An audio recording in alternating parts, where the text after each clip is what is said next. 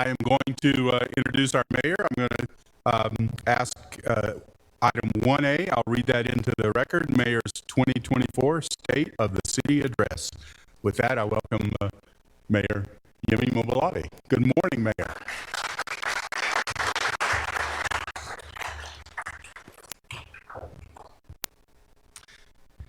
Good morning, everyone. To my esteemed, honorable City Council colleagues, thank you for welcoming me to City Hall to deliver my annual State of the City address. I am here today because I believe it's important for you and the residents of Colorado Springs to hear this speech first. Hear from the people truly where it belongs, free and open to all. I will not be taking any questions from the dais following my speech today. However, as always, I'm always happy to engage you following our work session. I'd also like to thank you and acknowledge you for delaying the start of tomorrow's regular meeting for the Chamber State of the City breakfast. I know many of you are planning to be there, and I expect it to be a very successful event in a packed house of 900 plus community and business leaders and partners of our great city. It would also be a wonderful way to honor this year's recipient of the Lifetime Achievement Award winner. To everyone here today, thank you for joining us on this special and symbolic delivery of the State of the City. If you're able to stay after the address, I look forward to greeting and meeting with many of you all in the front of the City Hall steps of this historic building. There are several special guests in the house and partners, and I see you all, and I thank you for making time to be here today. I do acknowledge a few distinguished guests. Former City Council member and President Tom Strand is in the house. Space-based Delta Commander Kenneth Clark is also in the house. Community leader June Waller, I see you too. Thank you for being in the house. Cindy from United Way is in the house as well. Pastor Ben Anderson with Solid Rock CDC. And I also want to acknowledge inspirational leader, Spirit of the Springs Award winner, D. Smith. To everyone watching online and through our public access cable station we call Springs TV, hello and welcome. My Colorado Springs members, the City of Colorado Springs team members, and also thank you for joining us. Council Helms, President Iverson, Dave Donaldson, Federico, Yolanda is not here yet, Nancy, Mike O'Malley's excused, and David Weber, and Brian Beasley. Here's the thing: we may not always see eye to eye on every issue. The balance that we maintain reflects the beauty, the greatness of the moment. Thank you for all you do. Thank you for the long day, late nights, reviewing and deliberating some of our most pressing issues, and for all the sacrifices that you make for a great city. I see you and I appreciate your service to the City of Colorado Springs. All right, let us get started. So our city is rich in many identities, and we welcome and celebrate that diversity. We are a beautiful city at the base of America's mountains, a proud home to 5 million populations, over 40,000 uniformed military members, over 90,000 veterans. Yes, we are the home of space. Yes, we are Olympic City, USA. Based on the number of athletes that live or train here, if Colorado Springs were a country, we would have finished third in the Paris 2024 Olympic with a total of 67 medals, and we would have finished ninth in the Paralympic medal count with a total of 57 medals. What this proves, it proves that the road to the game, the road to the road to greatness runs through Colorado Springs. As for the road, the theme of today's State of the City is our road to the future. Like every successful road trip, before you plan your route and stop, you have to first know where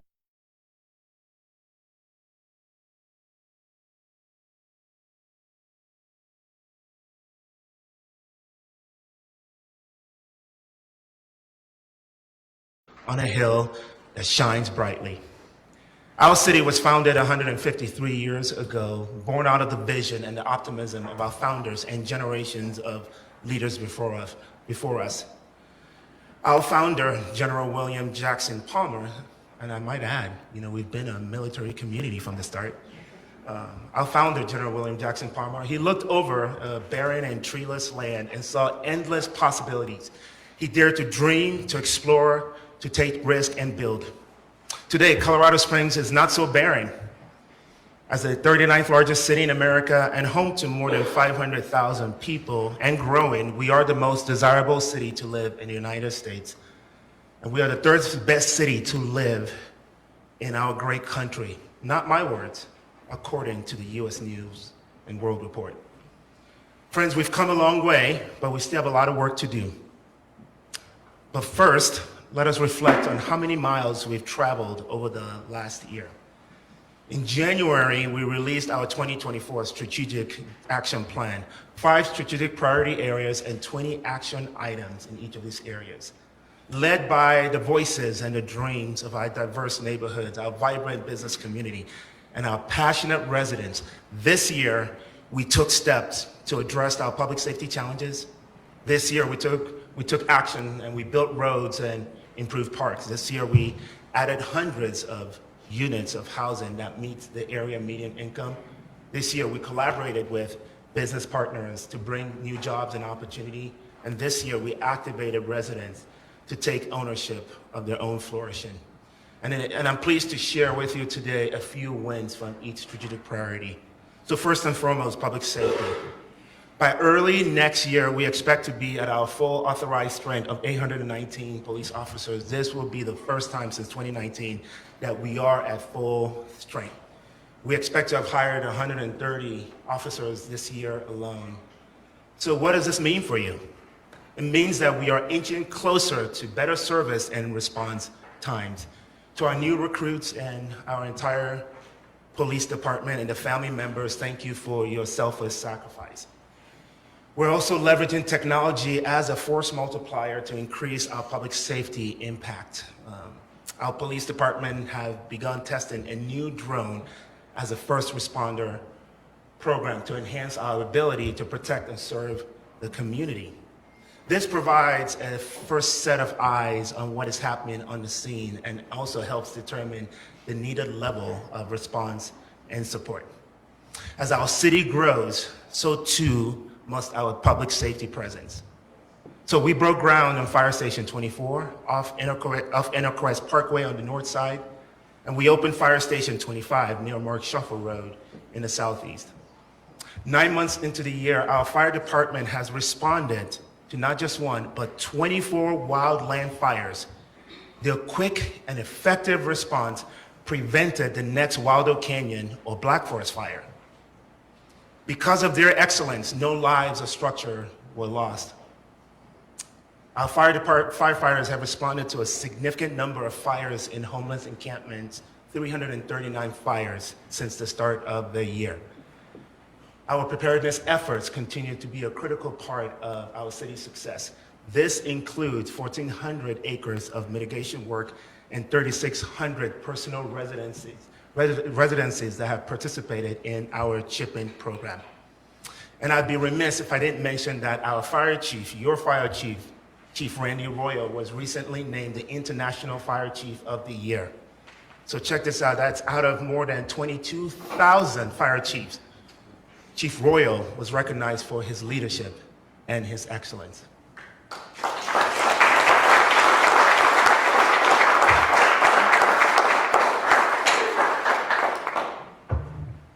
And still, the safety of our community is not just limited to our public safety professionals. Everyday residents like you are stepping up to help keep our community safe. Residents like Kevin Hughes, Nathaniel Pena, Jermaine Jackson, and Chris Byer. Their stories came together when an individual facing a mental health crisis walked onto a local golf course carrying multiple weapons and firing in the air. Kevin warned the people to seek safety. Nathaniel confronted the suspect. Jermaine quickly moved golfers inside to seek shelter. and Chris placed himself between the weapon and the suspect while he waited for the swift arrival of police. All four of them showed great courage, empathy, and humility, putting the safety of their fellow residents ahead of their own. Next, infrastructure. I have several wins to share. First, everyone's favorite, potholes. What is a state of the city address without the mayor talking about potholes? So you got it. Thank you to everyone who participated and who has reported potholes through our Go COS app program. We received more than 6,000 requests to fill potholes, and our crews answered the call. So check this out. We have filled over 73,000 potholes across the city so far this year, which is 8,000 more than we filled at this time last year. I even had the chance to get out there and fill some potholes alongside our crew in front of Martinez Elementary. I can tell you that that work looks a lot harder than it seems, and don't judge me because of my shoes. To the women and men who are out there working to make our roads better, I see you and I thank you. Friends, I know you know this, but good roads are a staple of a great city. Our roads are what firefighters drive on their way to put out a house fire. They're what our parents use on their way to pick up their kids from school. They're what our workers and what you and I use to drive to work. This year alone, we have repaved 162 miles of roads. We have replaced 152,000 feet of concrete curb and gutters and installed 600 pedestrian ramps. Concrete lines most of our roads, and without solid concrete, you can't have solid asphalt. 2C has made significant progress, and it would not be possible without 2C funding that can only be spent on work to repave roads and fix the concrete next to them. Several capital improvement projects are also underway. One of them is the Circle Drive Bridges project. We're replacing 4 of the 10 longest bridges in Colorado Springs. These bridges were built in 1963, and they needed major safety upgrades. In addition to safer, more accessible, pedestrian-friendly bridges, we expect this investment to last another 100 years, so that's good news. We're also focused on citywide cleanup efforts. So already in 2024, our Keep It Clean COS program has cleaned up more than 2,900 tons of debris, filling more than 89 dump trucks full of trash, including 1,300 discarded tires and 1,100 shopping carts. Our neighborhood services team has also removed 10,000 graffiti tags and cleared more than 3,000 abandoned vehicles. And still, the city is not alone in this effort. This is an all-hands-on-deck approach to include many community partners, including the Fountain Creek Watershed, Friends Group, Richard's Rubbish Roundup, and COS I Love You, and Keep Colorado Springs Beautiful. So to everyone who has picked up a piece of litter this year, thank you, thank you, thank you. Colorado Springs' favorite airport is also undergoing major advancement. The Colorado Springs Airport is expanding its air service and nonstop flight options, achieving record-breaking traffic this year. It has also added the nonstop route to Baltimore Washington International to better serve these passengers. Major upgrades are also underway. This $40 million investment of federal infrastructure grant and airport revenue is also poised to improve the terminal and accommodate future air service growth that could include international travel. Parks. Our team tirelessly works to protect, preserve, and enhance Colorado Springs' most beautiful asset. That includes 128 playgrounds, 156 parks, 150 miles of urban trails, and 19,000 acres of open space and growing. This work extends to making our parks accessible for people of all ages and abilities. This also includes our furry friends. Our city's first accessible dog park was opened this summer in the historic Antlers Park in the heart of downtown. Thank you to the many partners who have helped bring this project to life, including the Downtown Partnership. And residents like Terrell Brown are stepping up to do their part as well. Terrell is a son of Southeast Colorado Springs, a Division I basketball player and Elpamar Fellow. He also founded Hillside Connection, a nonprofit that uses the game of basketball to create pathways to opportunity. Without basketball, Terrell's story would be remarkably different. Terrell knows the power of public parks and the power of these third places where neighbors can get together, experience community, places where young people can solve their problems with adults, and places where people can imagine and activate their dreams. This is why early this year, Terrell took a jump shot at restoring to life the courts at Memorial Park. Terrell's submission to the Every Court Has a Story contest won Colorado Springs a fully funded court renovation. It will bring art, positivity, and pride to Memorial Park. This incredible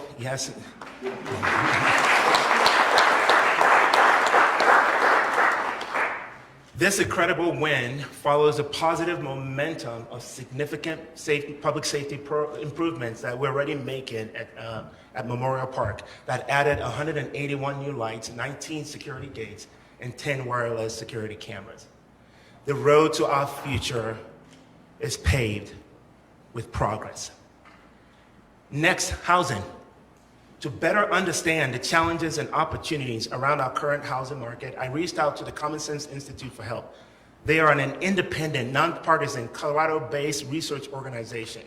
They studied the issue and released their own report on housing. It revealed that Colorado Springs has a shortage of up to 27,000 housing units. I've also heard about this need from you and our military partners. You see, there was a time when residents will express frustration that we're losing all our young people to cities that were cooler. A few weeks ago, I was attending a small group meeting up north, and I heard from several of the parents who said, we need housing so we can kick them out of our basement. Friends, it is true, we need housing. And still, we need housing of all types. We need it for new college grads. We need housing for senior citizens looking to downsize. We need it for our workforce pillars. I'm talking about our teachers, our clerks, our nurses, military members, our police officers and firefighters. The bottom line, we must increase the amount and variety of housing options so residents can find and choose the housing that is right for them. And as we seek innovative housing solutions, I along with a few local leaders and builders, toured the Fading West modular factory in Buena Vista and onto homes by Oakwood Homes in Denver. These homes are built in a factory. They are faster, they're more cost-effective to build, and yet they retain the excellent building quality just like traditionally built home. The potential here is truly exciting. Beyond innovative housing solutions, we continue to leverage our HUD funds to invest in local housing projects. This year, we have allocated roughly about $1.6 million to a total number of 1,194 units that are either under construction or ready to lease. This represents housing for seniors, for youth, for veterans, and residents on fixed incomes. Projects such as the Silver Key Senior Apartments and Launchpad and Bentley Commons. And because a city government is not a housing provider, we depend on the village of partners and the work of many who are actively contributing to our community's housing needs. Partners like El Paso County, the Urban Renewal Authority, local school district, as D11 is represented today, the Colorado Springs Housing Authority, the Colorado Springs Housing and Finance Authority, the state of Colorado, and so many more. Friends, it takes a village to build a village. This includes builders like Classic Home, Goodwin Knight, Lincoln Avenue Communities, and many others who are building homes for residents who are at or below the area median income. Several local pastors and churches including Emmanuel Missionary Baptist Church, Woodman Valley Chapel, and New Life Church, are also contributing by using excess church land to build housing. And I'd be remiss if I didn't give a special shout out to Pastor Ben over there with Solid Rock CDC. This Thursday, he will be opening the village at Solid Rock with nearly 80 units to meet our growing housing needs for Southeast.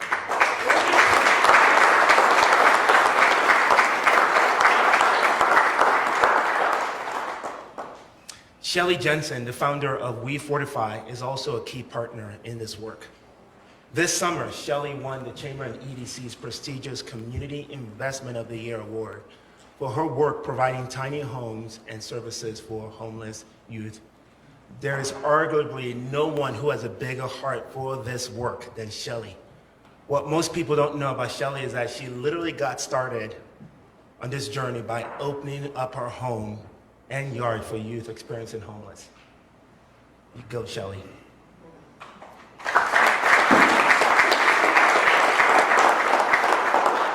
Friends, I believe that on this journey that our road to the future must lead home. Next, economic vitality. Last year, Colorado Springs saw the economy grow by 8.5%. That is almost $4 billion. And over the last 5 years, our economy has grown by 30%. Our community continues to be a hub for the high-tech industry. And this year alone, we became one of the first cities in the country to benefit from the Federal CHIPS Act grant funding. The state of Colorado is one of only 6 states in the country that has received the CHIPS Act's grant funding. And Colorado Springs is the only city in the United States that has received 2 of these awards. The promise of these investments are significant. I'm talking groundbreaking innovation, good paying jobs, American-made manufacturing, and a secure and prosperous future. Since 2023, El Paso County and the city of Colorado Springs have led the state of Colorado, in the number of state incentivized projects. We approved a record 12 economic development agreements, resulting in an estimated 1,700 jobs retained, 3,000 new jobs, $1.6 billion in private investment, and $125 million in projected new city revenue. Revenues from this investment goes directly into providing excellent city services like police, fire, and other public infrastructure that improves your quality of life. Peak Innovation Park, a business park at the Colorado Springs Airport, is also contributing greatly to this success. It is home to Amazon and a growing number of defense companies. Peak is estimated to add $1.9 billion to our local economy in the next year alone. That said, small businesses, I truly believe, are the backbone of our economy. And thanks to the partnership between the City of Colorado Springs and Exponential Impact, a program called Survive and Thrive, we are helping our small businesses access capital. This is a program that I helped create with Vance Brown in 2020. This year alone, Survive and Thrive awarded nearly $1.2 million in low-interest, high-impact loan to 54 small businesses, along with mentorship and learning opportunities. And while we have seen economic success on one hand, on the other hand, our community has felt the impact of inflation and supply chain issues. Small businesses have felt it the most. This is why I hired a small business development administrator and established local business walks to hear directly from you, our business owners. We also launched COS Business Navigator to support our many small businesses. This resource helps complement the business tools that we already have, including Permit Partner, an easy way for business owners to navigate this permit process, and COS Open for Biz, a step-by-step roadmap for those just getting started. Addressing our workforce challenges is also another key component of maintaining a strong local economy. Businesses are creating jobs, yet a significant number of those positions remain unfilled. This is why we have hired and new workforce administrator who is collaborating with school district and workforce partners to identify gaps and catalyze change. K through 12 education in the Pikes Peak region, they supply the talent our local economy needs. I love seeing the development of our career technical or CTE programs that prepare our students for successful technical careers. The Pikes Peak Business and Education Alliance and HBA's Careers in Construction program are great examples of these successful CTE programs. Recent survey of the careers in construction students revealed that 78% of the students now feel prepared to enter the workforce.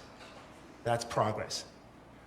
My sincere thanks to our local school districts, including my own kids' district, District 11, and all our higher education institutions for their great effort. Our city is the proud home of more than 50 vocational and trade schools, colleges, and universities, including Pikes Peak State College, the University of Colorado, Colorado Springs, Colorado College, and the United States Air Force Academy. On another high note, I see you, President Helms. On another high note, our city is attracting game-changing new entertainment options, from Lulu's downtown to Louis Piano Bar, the Jonas Brothers and Jason Aldean playing at Widener Field, and the world-class lineup of talent at the new Ford Amphitheater. You know who we still need, though? Taylor Swift. Not sure if there are any Swifties in the house, but my kids are. Here's the thing, one of the things I love most about the power of concerts and music, it's the power it possesses to unite people. Unity is becoming a scarce commodity these days, especially in this presidential election year. Much like sports and our Colorado Springs switchback, music has a unique way of bridging the divide and bringing diverse people and with different backgrounds and interests, bringing them together to enjoy a shared passion and to foster community pride. Friends, for this journey, our road trip has an incredible soundtrack, the perfect mixtape. I'm sure the young people are going, what is a mixtape? But last but not the least, community activation. I am incredibly proud of the progress that we have made to mobilize our community members to take ownership of their own flourishing and to drive positive change. Addressing our community's mental well-being is one of the primary objectives. You see, mental health, mental illness, rather, does not discriminate. It can affect anyone, regardless of the age, gender, geography, social status, income, race, or religion. Struggling with mental health has also been a part of my own journey. And it has been truly an honor this year to team up with City Council member David Lineweber to address our region's growing mental health crisis. This includes our ongoing effort to encourage 1,000 neighborhood gatherings across our city this summer. From events in the park with bouncy houses to tea parties, landscaping events, entire apartment complexes joining together, Flamingo Fridays, and even donuts in the driveway. We are helping residents move from isolation to community. Over 700 gatherings, I think 729 to be exact, have been held in our city in 100% of neighborhoods across the city. I'm curious if anybody in the room has hosted or attended a gathering. Yeah, thank you. Friends, the stories that are coming out of these gatherings are unbelievable. It truly is changing the social fabric of our neighborhoods, and we've received incredible feedback from many of you. Diana Burden is one of those who gave us those feedback. She said in her words, quote, "Everyone wants to do this again," and add other gatherings over the course of the year. One older neighbor expressed a need for someone to mow his yard, which resulted in another neighbor mowing and edging as soon as the party broke up. There were lots of wonderful, heartwarming, informative conversations, and everyone left shaking hands and hugging. God has started something beautiful as a result, and we can't wait to see this new beginning grow and blossom into the months and years ahead. My heartfelt thanks to neighbors like Diana and everyone who has participated, and a special shout out to the Neighborhood Watch Program, Kono, NAMI, Cause I Love You, and all the churches and places of worship who have answered the call to help build a city of great neighbors. This movement is actually inspiring action in other cities as well. After hearing about our work, the city of Springfield, Missouri reached out to us and for help, and now they've decided to hold 100 block parties. As they say, imitation is the greatest form of flattery. Friends, we haven't hit that 1,000 number yet, and I'm very competitive, so there's still time for you to host a gathering. You can help us hit that 1,000. Register it at coloradosprings.gov. I'd also like to thank my wife for activating her platform as the first lady to launch the Pikes Peak Rising. If you haven't heard of Pikes Peak Rising, this is a regional and collaborative approach that takes mental health head on. It is already making a difference. To Susan Wheeling, the director of El Paso County Public Health, thank you to you and your team for launching the state's first public web portal for mental health resources. It's a big deal. If you or someone that you know needs help, Pikes Peak Rising 360 is a great place to start. Friends, mental health is all of us. So what's next? The city's roadmap is our new strategic plan. This strategic plan has been informed by you through our citywide listening tours, our solutions team, and our strategic plan development work group. To the many leaders who participated, some of you are in the house, thank you, and a big shout out to our city's Courtney Brown, who led this effort, and to my city leaders, Chief Jamie Fabus, Deputy Chiefs of Staff Travis Easton and Ryan Trujillo, and all the city directors, MOCA, BAME Squad, and the nearly 3,000 team members who are working tirelessly for you. Thank you.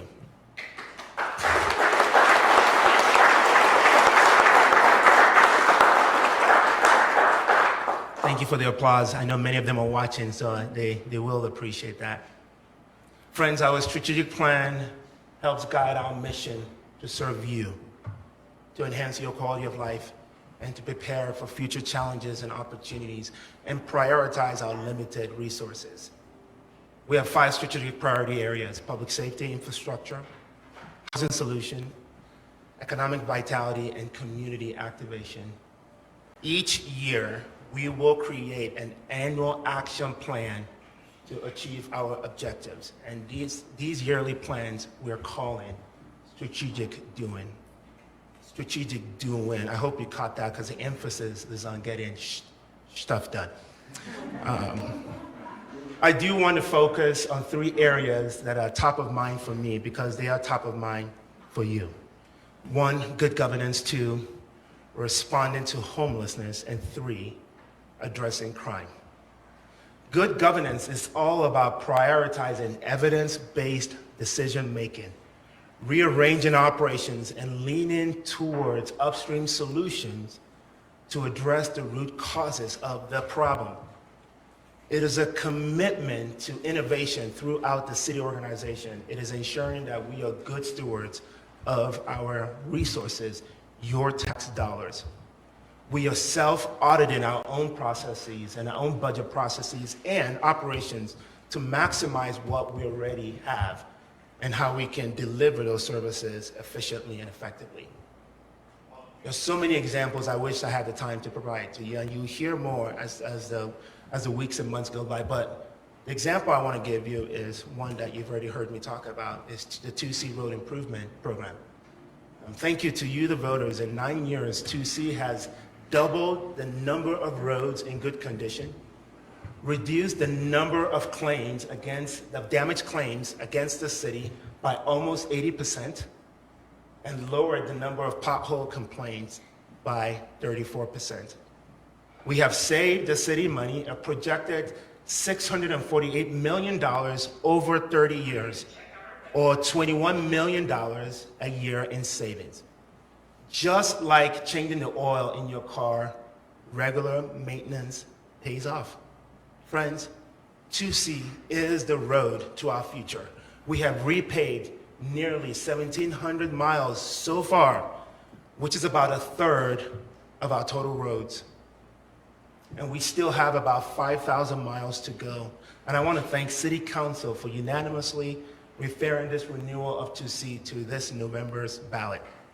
I also want to thank the 2C campaign team, including former Mayor John Suthers. It's not often that you get two mayors united in cause and purpose. John Suthers' leadership was instrumental in getting this solution off the ground. So without raising taxes, I ask that you join John and me this November in voting yes to renew the 2C Road Improvement Program for 10 more years. Next, homelessness. The good news is that our annual point-in-time count shows a 12% reduction in the number of people experiencing homelessness. It reported 1,146 unhoused residents, which is 156 less people than in 2023. These are the lowest numbers that we have seen in Colorado Springs since 2015.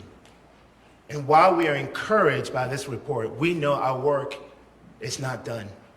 The point-in-time count provides a snapshot on one winter night each year, and I recognize that unsheltered homelessness remains a growing concern for many of our community members and local businesses. I have witnessed it firsthand as well. So, our city's homeless response plan to be released this fall will focus on 6 things. 1 is to enforce our laws and protect public spaces while connecting our unhoused residents to the resources that they need for their flourishing.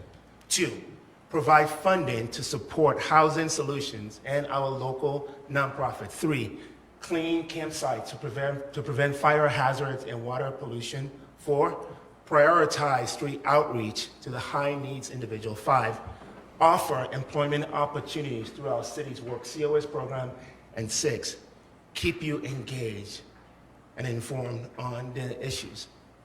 Thank you to the 300 plus leaders who have provided feedback and helpful strategies to make homelessness in our city rare, brief, and non-recurring. I'm also pleased to announce today that Amy Cox will be our city's new Chief Housing and Homelessness Response Officer. We're so fortunate to have Amy return to the city in this role. She was one of the first architects of our city's homeless response, and she has a 20-year track record of maximizing existing resources and collaboration with our faith leaders, nonprofit leaders, businesses, and builders to create great and safe places for people to go. Amy inherits a great team and great work that is already underway in this space. And finally, addressing crime. The city's strategic plan outlines our audacious goal to make Colorado Springs one of the safest cities in America. To do that, we are focused on ways to improve response time, reduce crime, and address public safety concern. Our 2025 budget proposal will include the addition of 20 officers to grow our authorized strength. To keep pace with our city's growth, we will continue to add more officers so that in your time of need, we have the team and the resources to quickly respond. We're also seeing, and while we're seeing a reduction in most property crimes, robbery, and traffic accidents, we're also seeing an increase in motor vehicle theft, homicides, and traffic fatalities. As we look at motor vehicle theft, an alarming number of these cars are stolen by juveniles who are repeat offenders. A 15-year-old recently stole 27 cars in 11 months, and he was arrested 10 times. Upon each release back to his parents, he would shrug his shoulders at the officers and admit that he would be stealing more cars tomorrow. Current legislation makes it difficult to stop repeat juvenile offenders from returning to the streets and repeating the same bad behavior and committing incredible dangerous crime. The system is failing them, and it is failing our community. So what are we going to do about it? This November, we will hold a legislative public safety summit to meet with our state lawmakers, our nonprofit partners, and the business community to explore legislative strategies that will keep repeat offenders off the street. We're also prioritizing upstream solutions, and this includes the police's chief youth advisory council, a voluntary group of high schoolers who meet regularly to share their thoughts and concerns directly with Police Chief Adrian Vasquez. And we are grateful for our partnership with youth intervention services such as Forge Evolution, One Body ENT, and joint initiatives, to name a few. To our next generation of leaders, community members, and organizations making a difference in this area, thank you. Several targeted enforcement efforts are set to address issues like expired license plates, abandoned vehicles, alcohol compliance, and dangerous driving, like speeding and driving through red lights.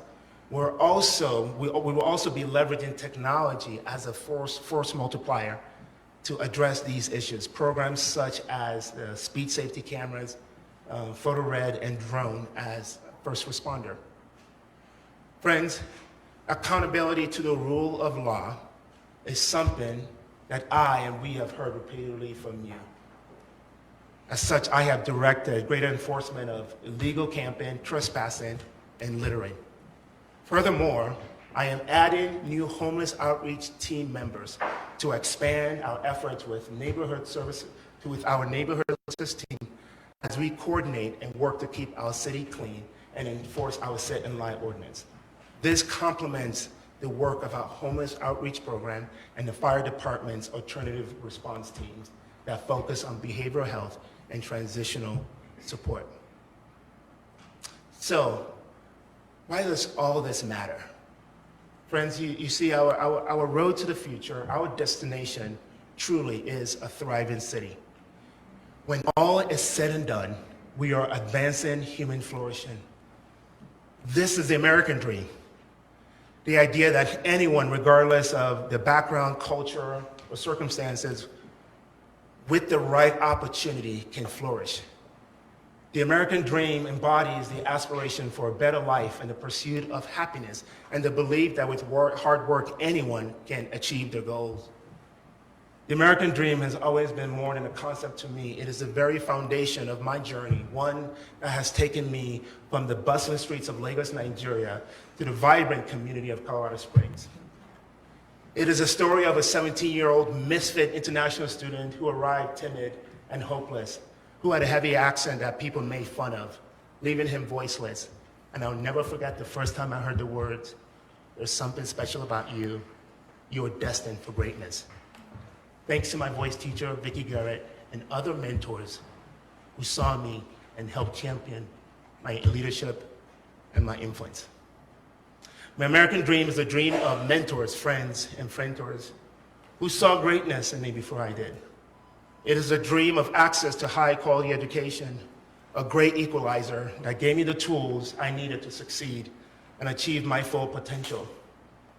It is a dream of access to meaningful and fulfilling work opportunities that allowed me to provide for myself and my family and contribute to my economy. It is a dream of housing opportunities and having a place to call home, beginning with an apartment after college and saving enough money for a down payment to purchase a starter home and then selling an upgrade to a forever home. It is a dream of feeling safe and secure in your own community, in your own home, in your neighborhood park, place of work, and at my favorite store or restaurant. It is a dream of becoming a citizen of the United States, the culmination of a long journey and a powerful affirmation of belonging and responsibility. Friends, the American dream is more than an individual achievement. It is about creating a community where everyone has the opportunity to thrive. And that's why this annual speech, to reflect on our past accomplishment and look forward to the future, truly matters. And as your mayor, I carry this sense of duty with me every day. I am committed to ensuring our city is a place where everyone, regardless of their story or background, has the tools and opportunities to pursue their own version of the American dream. Friends, it's been quite a journey, and we have come a long way on our road trip, but we still have a way to go. We have a lot of good work ahead of us, and we will get it done. And it's not just what we will accomplish, but also how we will accomplish it. We will be transparent and fair.